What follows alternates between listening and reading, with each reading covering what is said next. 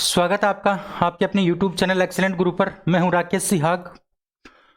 जैसा कि आप समझ पा रहे हैं, देख पा रहे हैं, हम बात कर रहे हैं फिजिक्स की। पीछे हमने जो वीडियोस किए हैं उसमें मैंने आपको गति के नियम के बारे में बताया है। गति का टॉपिक हमारा चल रहा है, मोशन का जो टॉपिक है वो चल रहा है और बड़ा ही इंटरेस्टिंग टॉपिक है और आपकी एग्जाम की दृष्टि से बड़ा इंपॉर्टेंट है, इसलिए आपको बहुत अच्छे से इसको पढ़ना पड़ेगा। मैं बार बार बोलता हूं कि अगर आप फिजिक्स के अंदर 3 चैप्टर पढ़ लेते हो, एक आपका गति का, एक विद्युत यानी इलेक्ट्रिसिटी का, करंट का जिसको बोलते हैं, और एक आपका लाइट यानी प्रकाश, ये 3 टॉपिक या 3 चैप्टर अगर आप पढ़ लेते हो तो आपकी जो फिजिक्स है वो 80% कवर हो जाती है इन 3 चैप्टर में। और जो आपका गति का जो टॉपिक है ना, इसमें से न्यूमेरिकल बहुत ज़्यादा पूछे जाते हैं। तो बहुत सारे दोस्त पूछ भी रहे थे कि सर न्यूमेरिकल का क्या होगा, तो टेंशन आपको बिल्कुल भी नहीं लेनी है। मैंने ये आपके सामने कमिटमेंट किया है कि मैं आपको न्यूमेरिकल भी करवाऊंगा, मैं आपको थ्योरी भी करवाऊंगा और मैं आपको कुछ पीछे के एग्जाम में आए हुए क्वेश्चन भी करवाऊंगा। तो बिल्कुल भी टेंशन लेने की आवश्यकता नहीं है। आपको साइंस के लिए बिल्कुल भी परेशान नहीं होना है। जब तक आपका भाई है आपका पूरा सहयोग करेगा और हम मिल करके बहुत अच्छा कंटेंट आप प्रोवाइड करवाएंगे। मैं अच्छा कंटेंट आपको दूंगा और आप उसको अच्छे से अपनी तैयारी में काम में लोगे, ये मेरी उम्मीद है आपसे। तो हमारा जो कल टॉपिक चल रहा था वो गति का नियम चल रहा था और गति के नियम मैंने आपको पढ़ा दिए थे। गति के 3 नियम मैंने पढ़ाए थे। पहला जड़त्व का नियम था, दूसरा संवेग का नियम था और तीसरा क्रिया प्रतिक्रिया का नियम था। उम्मीद करता हूं आपने अच्छे से उनको देखे होंगे और अच्छे से समझ में भी आए होंगे। अगर कोई डाउट है तो आप कमेंट कर सकते हैं, आगे की वीडियो में मैं आपको वो डाउट है आपका वो क्लियर कर दूंगा। ठीक है, चलिए आज हम बात करते हैं कुछ इंपॉर्टेंट बात। मैंने लास्ट जो आपको पढ़ाया था वो पढ़ाया था क्रिया प्रतिक्रिया का नियम, यानी तीसरा नियम, गति का तीसरा नियम, वो हमारा कंप्लीट हो गया था। आज हम एक बड़ा अच्छा नियम पढ़ते हैं और वो है संवेग संरक्षण का नियम। संवेग संरक्षण का नियम। संवेग संरक्षण का नियम क्या है, ये क्वेश्चन भी कई बार पूछा गया है। संवेग संरक्षण का जो नियम है यहां से क्वेश्चन भी बन सकता है। तो समझना है कि संवेग संरक्षण का नियम है क्या, ये लोचा क्या है। संवेग संरक्षण का नियम नाम से आपको प्रतीत हो रहा होगा संवेग संरक्षित, यानी इसमें संवेग संरक्षित रहेगा। संवेग न तो कम होगा न संवेग ज्यादा होगा, यानी संवेग क्या रहेगा, बराबर रहेगा हर एक कंडीशन में। उसी को ही हम क्या कहते हैं, संवेग संरक्षण का नियम कहते हैं। लेकिन विज्ञान की भाषा में इसकी परिभाषा क्या होगी वो हमें पढ़नी है, ये बात इंपॉर्टेंट है। तो सबसे पहले बात आपको याद रखनी है संवेग संरक्षण के नियम में कि आपका जो गति का नियम है, गति का दूसरा व तीसरा नियम इनसे मिलकर के बना है। यानी गति के दूसरे और तीसरे नियम से मिलकर के कौन बना है, आपका संवेग संरक्षण का नियम बना है। क्लियर है बात है। गति के दूसरे और तीसरे नियम को आपस में मिला दिया, उसमें से कुछ इंपॉर्टेंट बातें अलग कर ली और उससे एक नियम का प्रतिपादन हो गया। उस नियम का नाम क्या है, उस नियम का नाम है संवेग संरक्षण का नियम। समझ में आ रही है बात। तो संवेग संरक्षण का नियम दूसरे और तीसरे नियम से बना है, गति के दूसरे और तीसरे नियम से। यह बात आपको याद रखनी है। इसके बाद आपको याद रखना है कि ये जो संवेग संरक्षण का नियम है ये किसके ऊपर लागू होता है। तो ध्यान रखना साथियों, ये एक विलगित निकाय होता है। विलगित निकाय, ये विलगित निकाय पर लागू होता है। विलगित निकाय पर लागू होता है। ये क्वेश्चन बहुत एग्जाम में पूछा गया है साथियों। राजस्थान में टीचर एग्जाम, रीट एग्जाम 2018 में पूछा गया है। सेकंड ग्रेड का जो साइंस का जो एग्जाम होता है सब्जेक्ट का, उसमें यह क्वेश्चन पूछा गया है। रेलवे के एनटीपीसी एग्जाम में यह क्वेश्चन पूछा गया है। राजस्थान की जेल प्रहरी 2013 में यह क्वेश्चन पूछा गया है कि संवेग संरक्षण का नियम किस निकाय के ऊपर लागू होता है। तो उस निकाय का नाम है विलगित निकाय। क्या नाम है, विलगित निकाय। अब आपके दिमाग में ये डाउट, ये भ्रम पैदा हुआ होगा कि ये विलगित निकाय क्या है। तो टेंशन आपको बिल्कुल नहीं लेनी है, क्योंकि विलगित निकाय के बारे में हम इसका पोस्टमार्टम करेंगे अभी, ये विलगित निकाय है क्या। लेकिन लेकिन आपको याद रखना है कि संवेग संरक्षण का नियम किसके ऊपर लागू होगा। संवेग संरक्षण का नियम लागू होगा आपके विलगित निकाय पर। किसके ऊपर लागू होगा, विलगित निकाय पर लागू होगा। विलगित विलगित विलगित निकाय पर। क्लियर है बात है। अब हम बात करते हैं विलगित निकाय है क्या। विलगित निकाय एक ऐसा निकाय होता है जिसमें जितने भी बल लगते हैं, जैसे मान लो ये कोई वस्तु है और इस वस्तु के ऊपर आपने इस प्रकार से बल लगाया, बहुत सारा बल लगाया चारों ओर से, इस प्रकार से जितने भी बल आपने लगाए हैं और उस बल का जो मान है वो क्या हो जाए, शून्य हो जाए। आपस में बल आपस में क्या हो जाए, कैंसिल हो जाए, इनका जो परिणाम आए ना, इसका जो मान आए बल का, वो क्या है, शून्य आए, उसी को हम क्या कहते हैं, विलगित निकाय कहते हैं। यानी कहने का मतलब, विलगित निकाय का मतलब क्या हो जाता है कि ऐसा निकाय, ऐसा निकाय, ऐसा निकाय जिस पर सभी बलों का सदिश योग शून्य हो। ऐसा निकाय जिस पर सभी बलों का जो सदिश योग होता है, मैंने आपको बताया था सदिश राशियों के दो योग होते हैं, एक तो होता है सदिश योग, एक होता है एक गुणनफल है वो, तो सदिश राशियों के गुणनफल दो होते हैं, एक तो अदिश गुणनफल होता है, एक आपका सदिश गुणनफल होता है। इसी प्रकार से एक सदिश राशि का सदिश योग भी होता है। तो जितने भी बल आपने लगाए हैं, उन बलों का जो योग है वो क्या होना चाहिए, शून्य होना चाहिए। अगर बल आपने 5 बल लगा दिए और 5 बलों का अगर आप योग निकालोगे ना, तो वो शून्य आएगा, तो उस निकाय को हम क्या कह देंगे, उस निकाय को कह देंगे विलगित निकाय। अर्थात इसका मतलब ये हुआ, अर्थात परिणामी बल शून्य हो, परिणामी बल क्या हो, शून्य हो। यानी लास्ट में जो उसका आंसर आए ना, वो क्या आना चाहिए, शून्य आना चाहिए। अगर जितने भी बल आपने लगाए और उन बलों का मान शून्य आ गया, और जिस निकाय के ऊपर लगाया है, जिस वस्तु के ऊपर लगाया, उस वस्तु को हम क्या कह देंगे, विलगित निकाय कह देंगे। जैसे मान लो ये मोबाइल है, इस मोबाइल पे इस प्रकार से मैंने बल लगाया, आगे से बल लगाया, इधर से बल लगाया, पीछे से बल लगाया, चारों ओर से मैंने बल लगा दिया, लेकिन इसके ऊपर जो बल लगाया उसका मान अगर शून्य हो गया है, तो इस निकाय को हम क्या कह देंगे, इस निकाय को कह देंगे विलगित निकाय। क्या कह देंगे, विलगित निकाय कह देंगे। बताओ ये बात आपको समझ में आई है कि नहीं आई, बताओ, क्लियर हुआ कुछ? ठीक है, अब हम बात करते हैं इससे आगे। ये विलगित निकाय के बारे में बात हो गई कि संवेग संरक्षण का नियम किसके ऊपर लागू होता है, विलगित निकाय के ऊपर लागू होता है। विलगित निकाय क्या होता है वो भी मैंने आपको बता दिया। अब बात आती है कि इस नियम में क्या कहा गया है। तो याद रखना, इस नियम के अनुसार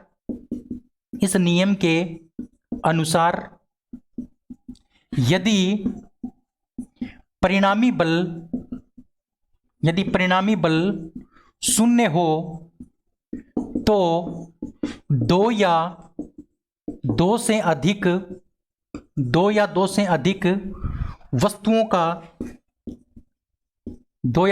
वस्तुओं का संवेग संरक्षित या नियत रहता है। साथियों, यही आपका नियम है संवेग संरक्षण का नियम। संवेग संरक्षण का नियम क्या कहता है कि यदि परिणामी बल शून्य हो, अगर परिणामी बल शून्य हो जाएगा, उसके ऊपर लगने वाला बल शून्य हो जाएगा, तो उस वस्तु में क्या पैदा नहीं होगा, संवेग पैदा नहीं होगा। यानी कहने का मतलब उसमें जो संवेग होगा वो क्या रहेगा, संरक्षित रहेगा। अगर वो शून्य है तो वो शून्य रहेगा, अगर वो 5 मीटर प्रति सेकंड है तो वो 5 मीटर प्रति सेकंड ही रहेगा। यानी उसमें संवेग में क्या नहीं होगा, परिवर्तन नहीं होगा। समझ में आ रही है कुछ बात? अगर किसी वस्तु के, इस नियम में क्या कहा गया है वो एक बार आपको बोल के देखना है कि इस नियम के अनुसार यदि परिणामी बल शून्य हो जाए, उसके ऊपर लगने वाला बल शून्य हो जाए, तो उस वस्तु के ऊपर जो बल लगा है वो शून्य है, तो उस वस्तु का जो संवेग होगा, उस वस्तु के निकाय का जो संवेग होगा, वो संवेग क्या रहेगा, हमेशा संरक्षित रहेगा, यानी नियत रहेगा। अगर वो 5 है तो 5 रहेगा, 10 है तो 10 रहेगा, अगर शून्य है तो वो शून्य रहेगा। यही आपका संवेग संरक्षण का नियम है। एक बार फिर से आपको रिपीट करना है। संवेग संरक्षण का नियम गति के दूसरे और तीसरे नियम से मिलकर के बना है। यह किसके ऊपर लागू होता है, यह विलगित निकाय के ऊपर लागू होता है। और विलगित निकाय किसको कहते हैं, ऐसा निकाय, ऐसी वस्तु, ऐसा निकाय जिसके ऊपर परिणामी बल शून्य हो जाता है, यानी उसका सदिश योग शून्य हो जाता है, बलों का सदिश योग शून्य हो जाता है, तो उसको हम क्या कह देते हैं, विलगित निकाय कह देते हैं। और इस नियम में क्या कहा गया है कि इस नियम के अनुसार यदि परिणामी बल शून्य है, तो वस्तु के ऊपर या दो से अधिक वस्तुओं पर जो संवेग होता है वो क्या होता है, नियत रहता है, यानी वो क्या रहता है, हमेशा संरक्षित रहता है। यही आपका क्या है, संवेग संरक्षण का नियम है। क्लियर है साथियों? तो ये आपको इस प्रकार से याद रखना था। आपको पूरी मेहनत करनी पड़ेगी अपने सपनों को साकार करने के लिए। बिना मेहनत के आपको कुछ नहीं मिल सकता साथियों। बिना मेहनत के आपको जो है ना, वो कुछ इस दुनिया में नहीं मिलेगा। मेहनत आपको करनी पड़ेगी। एक बात याद रखिएगा, बिना मेहनत के आपको मौके मिल सकते हैं, लेकिन बिना मेहनत के आपको सफलता नहीं मिलेगी। मेहनत आपको करनी ही पड़ेगी, तभी आपको सफलता मिलेगी। दिन रात अपने आप को तपाना पड़ेगा, पूरी तपस्या करनी पड़ेगी, तब जाकर के आपको सफलता मिलेगी। और उस सफलता में सहयोग मैं आपका करूंगा। अगर आपका सपोर्ट रहा तो बहुत अच्छा कंटेंट आपको देने की मैं कोशिश करूंगा। एक एक बात मैं आपको कवर करवाऊंगा, एक एक क्वेश्चन आपका यहीं से फंसेगा, ये मैं आपसे दावा करता हूं। बस आपका सपोर्ट थोड़ा सा चाहिए। चलिए इसका स्क्रीनशॉट ले लीजिए, फिर हम आगे बात करते हैं नेक्स्ट इसी के बारे में। ये तो इसका नियम मैंने बता दिया। अब एक इंपॉर्टेंट बात और याद रखनी है, वो आपको क्या याद रखनी है वो देखो। संवेग संरक्षण के नियम के बारे में एक बड़ा अच्छा क्वेश्चन आता है, और वो क्वेश्चन आपको याद रखना है। क्वेश्चन क्या है? वो क्वेश्चन है टक्कर का। टक्कर होती है आपस में किसी वस्तुओं की, किसी वाहनों की, तो उस टक्कर का क्वेश्चन इस संवेग संरक्षण के नियम से संबंधित होता है। तो देखिए, नोट में आपको एक बात याद रखनी है कि यदि दो या दो से अधिक वस्तुएं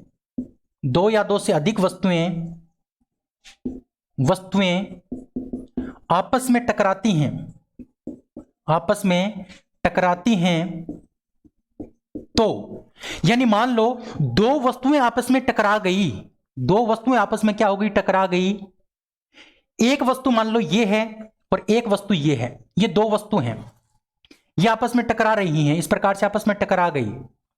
तो इसके टकराने के पहले का संवेग और टकराने के बाद का संवेग क्या रहेगा? संरक्षित रहेगा। यह नियम भी आपका संवेग संरक्षण का नियम ही है। तो यह क्वेश्चन पूछ लिया जाता है कि जब दो वस्तुएं टकराती हैं तो उसमें कौन सा नियम उपयुक्त होता है, या कौन सा नियम उसमें उपयोग में आता है? तो जब दो या दो से अधिक वस्तुएं टकराती हैं तो उनका संवेग हमेशा संरक्षित रहता है। यानी कहने का मतलब कौन सा नियम काम आता है? संवेग संरक्षण का नियम काम आता है। तो याद रखना कि जब दो या दो से अधिक वस्तुएं टकराती हैं तो उसके टक्कर के पहले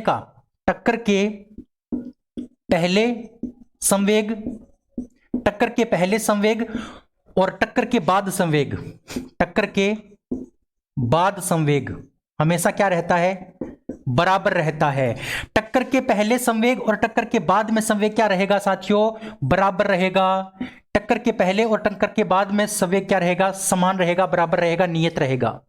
यह भी आपको याद रखना है। क्वेश्चन आपसे पूछा जा सकता है कि जब दो वाहन आपस में टकराते हैं तो उसमें गति का या उसमें कौन सा नियम लागू होता है? तो याद रखना, उसमें भौतिकी का कौन सा नियम लागू होता है? उसमें फिजिक्स का संवेग संरक्षण का नियम लागू होता है। क्यों? क्योंकि टक्कर के पहले और टक्कर के बाद में जो संवेग है वो हमेशा क्या रहेगा? समान रहेगा। टक्कर के पहले और टक्कर के बाद में संवेग क्या रहेगा? समान रहेगा। इसीलिए इसके ऊपर कौन सा नियम लागू होता है? संवेग संरक्षण का नियम लागू होता है। क्लियर है बात है? चलिए अब हम बात करते हैं, जैसे एक उदाहरण के रूप में मैं आपको बताऊं। जैसे मान लो एक वस्तु है, उस वस्तु में उस वस्तु का टक्कर के पहले द्रव्यमान था, ये कोई वस्तु है मान लो, और इसका द्रव्यमान है m1, और एक वस्तु ये है, इसका द्रव्यमान है m2। क्लियर है बात है?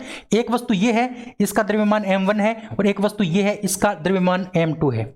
और ये टक्कर के पहले की बात है। इसी प्रकार से टक्कर के बाद की बात करें, वस्तु तो यही है, सेम की सेम, लेकिन अब की बार ये क्या हो गया? आपस में टकरा गई। इसका द्रव्यमान भी m1 रहेगा और इसका द्रव्यमान क्या रहेगा? m2 रहेगा। इसका द्रव्यमान क्या रहेगा? m2। लेकिन इसमें तो ये आपस में एक दूसरे की तरफ आ रही हैं, टक्कर के पहले की बात है, लेकिन इसमें आपस में वस्तुएं क्या हो गई? आपस में टकरा गई इस प्रकार से। तो ये तो टक्कर के बाद की स्थिति हो गई और ये टक्कर के पहले की स्थिति हो गई। टक्कर के पहले एक वस्तु का द्रव्यमान m1 है, दूसरी वस्तु का द्रव्यमान m2 है, लेकिन इस वस्तु का जो प्रारंभिक वेग है वो u1 है और इसका प्रारंभिक वेग क्या है? u2 है। ये मान लिया हमने। इसी प्रकार से बाद की अगर बात करें, टकराने के बाद की बात करें, तो इस वस्तु का जो आपका वेग होगा वो v1 हो जाएगा और इसका क्या मान लिया हमने? v2 मान लिया। ये तो टक्कर के पहले की बात हो गई और ये टक्कर के बाद की बात हो गई। तो कहने का मतलब यह हुआ कि टक्कर के पहले संवेग और टक्कर के बाद में संवेग क्या रहता है? समान रहता है। अब संवेग के बारे में मैंने आपको क्या बताया था? संवेग का सूत्र क्या होता है? P बराबर होता है आपका mv। P बराबर mv। m का मतलब द्रव्यमान, v का मतलब वेग। यानी अगर आपको संवेग निकालना होता है तो आप क्या कर देते हो? आप द्रव्यमान को और आप वेग को गुणा कर देते हो। द्रव्यमान और वेग को गुणा करने के बाद में क्या आ जाता है? संवेग आ जाता है। तो इसमें देखो, इसका संवेग हो गया m1 u1 और ये संवेग क्या हो जाएगा? m2 u2। तो ये तो टक्कर के पहले दो संवेग थे, इसलिए हमने आपस में क्या कर दिया, जोड़ दिया, क्योंकि ये आपस में क्या हो जाएंगे, एक जैसी कंडीशन है, इसलिए आपस में जुड़ जाएंगे। और इसी प्रकार से इसमें कर देंगे m2 m1 v1 प्लस में m2 v2, ये आपस में जोड़ दिए, तो ये आपस में क्या रहेंगे, बराबर रहेंगे। ये आपस में क्या रहेंगे, बराबर रहेंगे। यानी कहने का मतलब ये एक फॉर्मूला, स्टैंडर्ड फॉर्मूला बन गया आपका संवेग संरक्षण के नियम का। तो संवेग संरक्षण के नियम का स्टैंडर्ड फॉर्मूला आपको याद रखना है। स्टैंडर्ड फॉर्मूला क्या है, m1 u1 plus m2 u2 बराबर m1 v1 plus m2 v2, ये आपका फॉर्मूला बन जाता है संवेग संरक्षण के नियम का। और इस फॉर्मूले से बहुत ज्यादा क्वेश्चन पूछे जाते हैं। ये फॉर्मूला बना कैसे, ये भी आपको याद रखना है। कैसे बना ये फॉर्मूला, कि टक्कर के पहले एक वस्तु थी, उसका द्रव्यमान m1 था और दूसरी वस्तु का द्रव्यमान m2 था। इसका प्रारंभिक वेग u1 था, इसका प्रारंभिक वेग u2 था। टकराने के बाद में द्रव्यमान तो समान रहेगा, द्रव्यमान तो बदलेगा नहीं, लेकिन उसका वेग बदल जाता है, क्योंकि स्टार्टिंग में वो जीरो विराम अवस्था में थी और बाद में वो क्या हो गई, तेज अवस्था में चली, मतलब गतिमान अवस्था में हो गई, इसलिए उनका वेग बदल गया। तो इसका वेग v1 हो गया, इसका वेग v2 हो गया।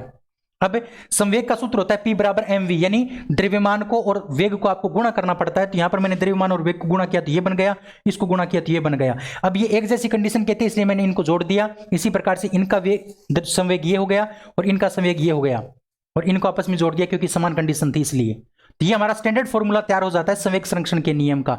तो ये क्वेश्चन भी आपसे एग्जाम में पूछा जा सकता है कि संवेग संरक्षण के नियम का फॉर्मूला लिखिए, या फॉर्मूला क्या है। तो याद रखना m1 u1 plus m2 u2 बराबर m1 v1 plus m1 m2 v2, ये आपका स्टैंडर्ड फॉर्मूला हो जाता है किसका, संवेग संरक्षण के नियम का। याद रखना है साथियों आपको। अब यहां से क्वेश्चन आपको न्यूमेरिकल भी पूछा जा सकता है कि अब मान लो एक वस्तु का आपको द्रव्यमान दे दिया 50 kg, उसका प्रारंभिक वेग दे दिया आपको 2 मीटर प्रति सेकंड।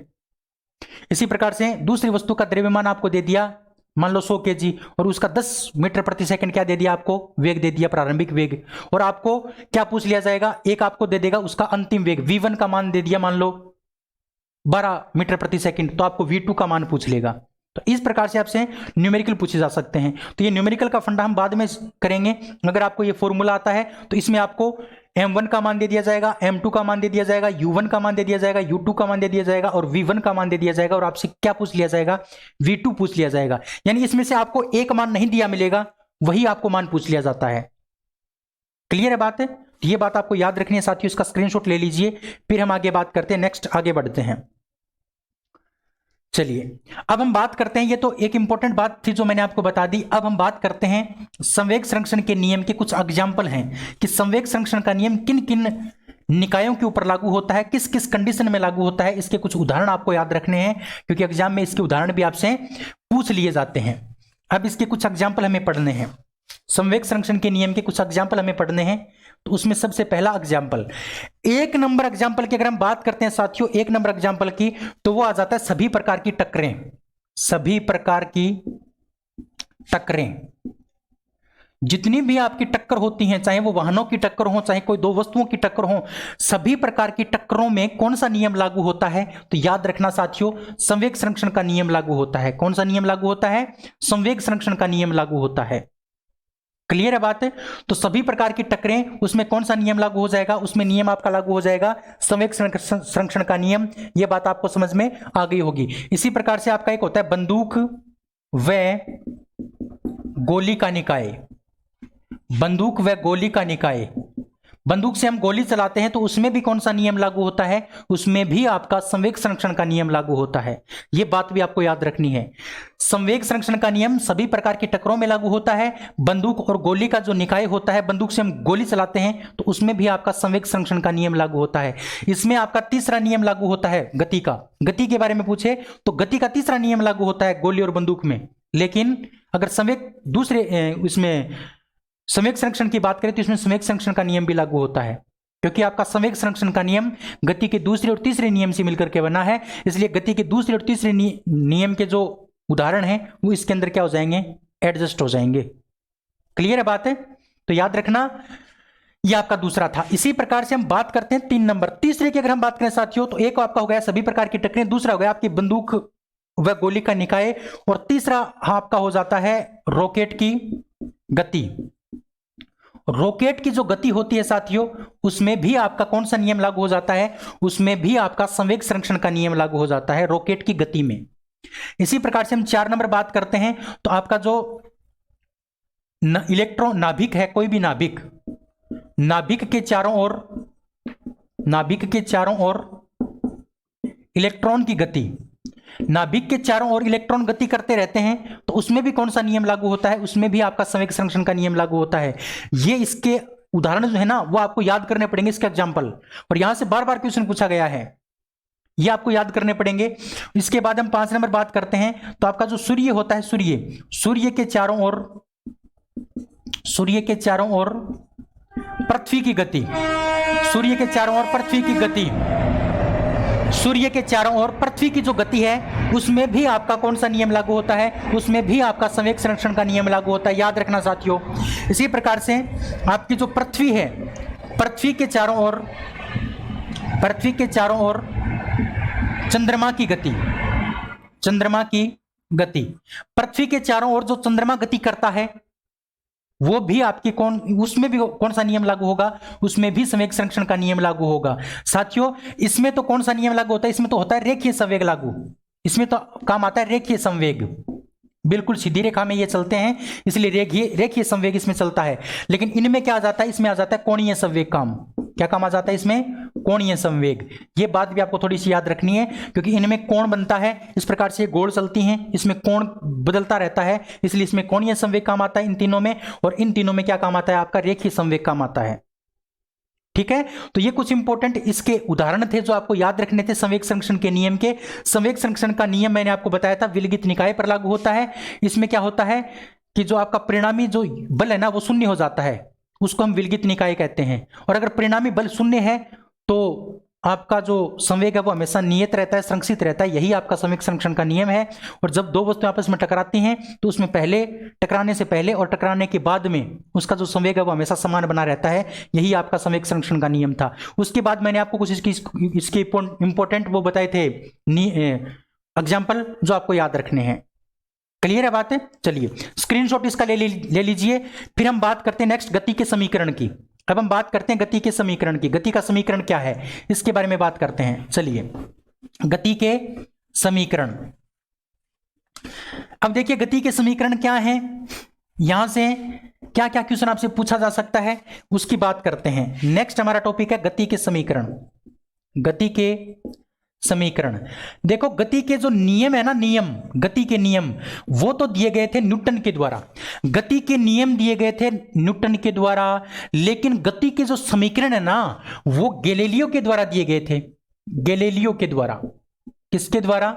गैलीलियो के द्वारा दिए गए। यह बात आपको याद रखनी है कि गति के समीकरणों का प्रतिपादन किसने किया? तो गति के समीकरणों का जो प्रतिपादन है वो गैलीलियो नामक वैज्ञानिक ने किया था। लेकिन गति के जो नियम है उनका प्रतिपादन किसने किया था?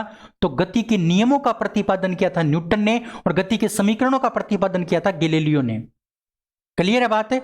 और जो गति के जो समीकरण होते हैं वो एक समान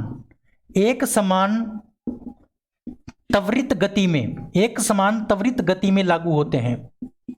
एक समान त्वरित गति में क्या होते हैं? लागू होते हैं। यानी कहने का मतलब, मान लो ये कोई वस्तु है और ये वस्तु आगे से आगे चलती जा रही है। अगर सभी बिंदुओं पर इसका त्वरण समान है, सभी बिंदुओं पर इसका त्वरण का मान क्या है? समान है, तो इसके ऊपर गति के नियम लागू होंगे। अगर इसका त्वरण जो है ना वो बार बार में बदल रहा है तो इसके ऊपर क्या लागू नहीं होंगे? गति के समीकरण लागू नहीं होंगे। याद रखना है साथियों, गति के समीकरण किसके ऊपर लागू होते हैं?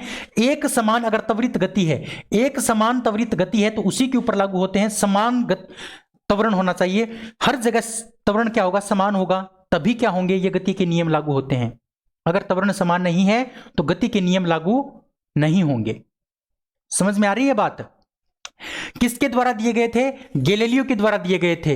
ये किसके ऊपर लागू होते हैं? ये एक समान त्वरित गति पर लागू होते हैं। एक समान त्वरित गति पर ये लागू होते हैं।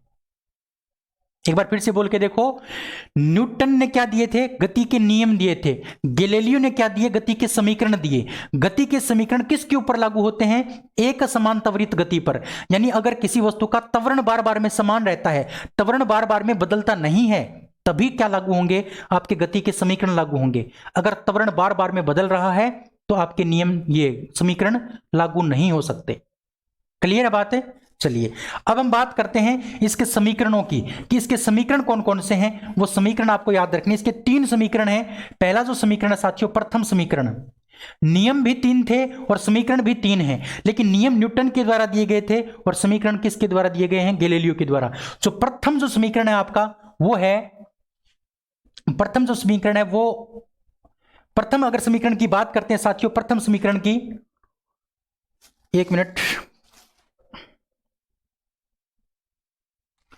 हाँ, प्रथम समीकरण की अगर हम बात करते हैं साथियों, तो वो आ जाता है आपका v बराबर u प्लस एटी। v बराबर u प्लस एटी स्क्वायर, नहीं 80, v बराबर u प्लस एटी। दूसरा है s बराबर ut plus 1/2 half eighty square, यानी ut प्लस 1/2 एटी स्क्वायर। उसके बाद तीसरा आ जाता है v स्क्वायर बराबर u स्क्वायर प्लस 2as। ये आपके 3 क्या है? समीकरण है। 3 समीकरण है। यह आपका है दूसरा समीकरण। यह आपका क्या है? दूसरा समीकरण। यह है दूसरा, और यह क्या है? आपका तीसरा। यह क्या है? आपका तीसरा। तो ये 3 समीकरण आपको याद रखने हैं। v बराबर u प्लस एटी, v बराबर u प्लस एटी। दूसरा है s बराबर ut plus 1/2 eighty square, ut plus 1/2 eighty square. और तीसरा है v स्क्वायर बराबर u square plus 2as, v square बराबर u स्क्वायर प्लस 2as। ये आपको याद रखने हैं, आपको 3 समीकरण। ये आपको 3 समीकरण याद रखने हैं गति के। ठीक है? किसके द्वारा दिए गए थे? गैलीलियो के द्वारा। अगर यहां पर बात करते हैं हम v की, v बराबर है यहां पर अंतिम वेग। v का मतलब क्या है? यहां पर अंतिम वेग।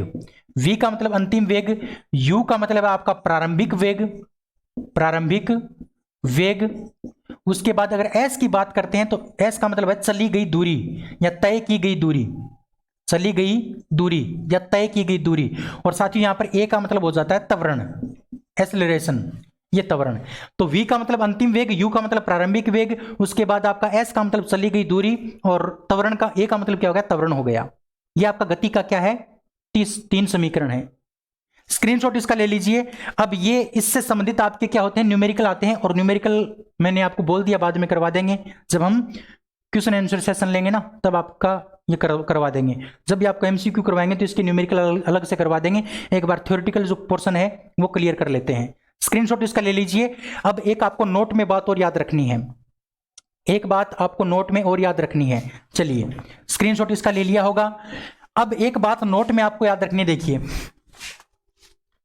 नोट में क्या याद रखना है कि यदि किसी वस्तु द्वारा या किसी वस्तु द्वारा विराम अवस्था से गति प्रारंभ करके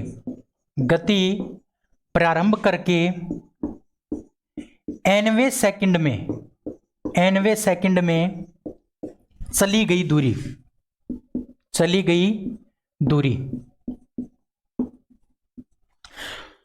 तो याद रखना है, इसमें एक आपका फॉर्मूला पूछा जाता है कि nवें सेकंड में तय की गई दूरी का सूत्र लिखिए।